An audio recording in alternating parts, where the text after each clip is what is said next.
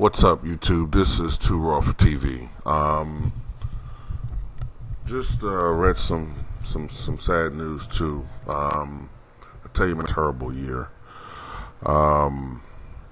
ESPN's Adrian Wojnarowski has reported that Mike Lupica, who is a well-known sports author and a former newspaper columnist, in particular sports, with New York, and he has been a contributor to ESPN over the past several decades. Mike Lupica, who's a longtime friend of Paul Westphal, announced via Twitter, I believe, that Paul Westphal has just been diagnosed with brain cancer. Specifically, I think he said glioblastoma. I think that's what it's called, or glioblastoma, something like that. I've read about that cancer, in the past. And, Mike Lupica and Paul Westphal have been friends since 1972 when Paul Westphal joined the Boston Celtics. If you're not aware of who Paul Westphal is a former NBA player. He was a star player and an all-star during the 1970s and early 1980s in the NBA, in particular with the Phoenix Suns. But his first couple years were with the Boston Celtics. His best years were with the Phoenix Suns as a basketball player. Later on, he became a longtime coach in the NBA. He had stints with several teams. The teams that stand out to me the most are the Phoenix Suns, of course, and I do remember a stint he had with the Kings, and I think he had some other teams that he coached too for various stints. But he was inducted into the Hall of Fame, the Naismith Memorial Basketball Hall of Fame, just this past September. So, this is very devastating news. Look, the reality is he's facing a very, very tough battle right now. Okay, the particular cancer that he has, I hope I'm pronouncing it correctly. I think it's called glioblastoma. It's the same cancer that killed John McCain, and it's the same cancer that killed former longtime Senator Ted Kennedy. It's a very, very serious form of cancer. Maybe even more so than pancreatic cancer. It's tough. I'll put it to you like that. Paul Westphal was one of the best shooters, in particular mid-range and outside shooters in the NBA during the 1970s. During his peak in the NBA between 1975 and 1981, he averaged better than 22 points a game. He averaged 5.5 assists per game, in particular with the Phoenix Suns. He shot over 51% from the floor. And during the last 5 years of his career, of his career with the three-point line in play, he shot over 27% from three.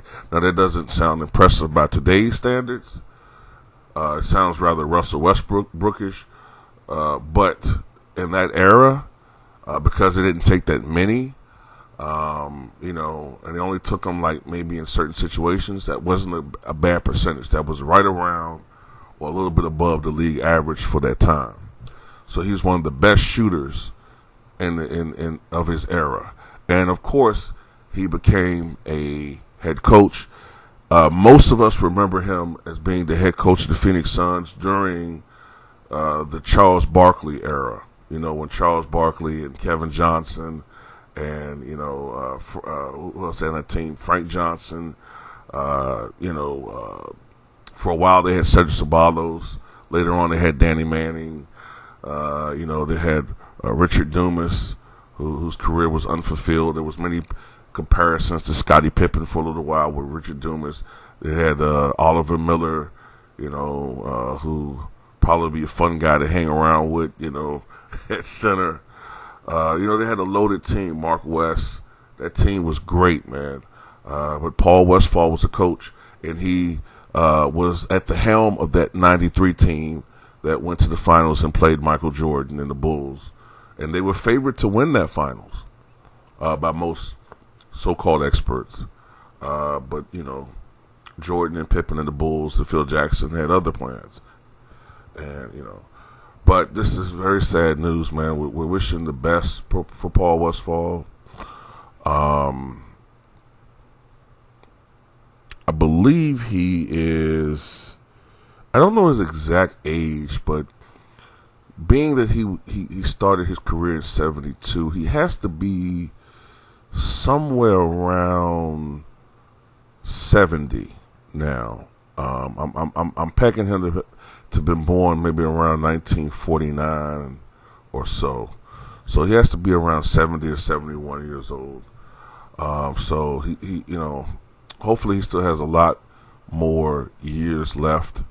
There has been, and there will continue to be many more advances in the treatment of cancer. We're seeing how Alex Trebek of Jeopardy fame is beating the odds with his courageous battle with pancreatic cancer. So hopefully with the advances that we have, maybe they caught it earlier. One of I've read another thing about cancer, these cancers too. The thing that makes cancers like glioblastoma and pancreatic cancer so deadly is that oftentimes they are caught, most of the times, actually, they are caught when they present symptoms. But by that time, they've already metastasized and reached stage 4. And that the people who actually usually survive these types of cancers actually get diagnosed, by luck. They might just have, a brain scan for something else, and they catch the glioblastoma when it's in its infancy stage, or, the doctor just may have perform an operation for something else, and they see the pancreatic cancer in its infancy. And in those situations, they're able to cure it. But by the time it reaches the stage where you have symptoms, oftentimes, in many instances, it's too late for a cure. So I hope the best for Paul Westphal. This has been a very trying year for the NBA. And the NBA family is praying for Paul Westphal. And I give my best wishes to him and his family and his friends. Tell me what you guys think.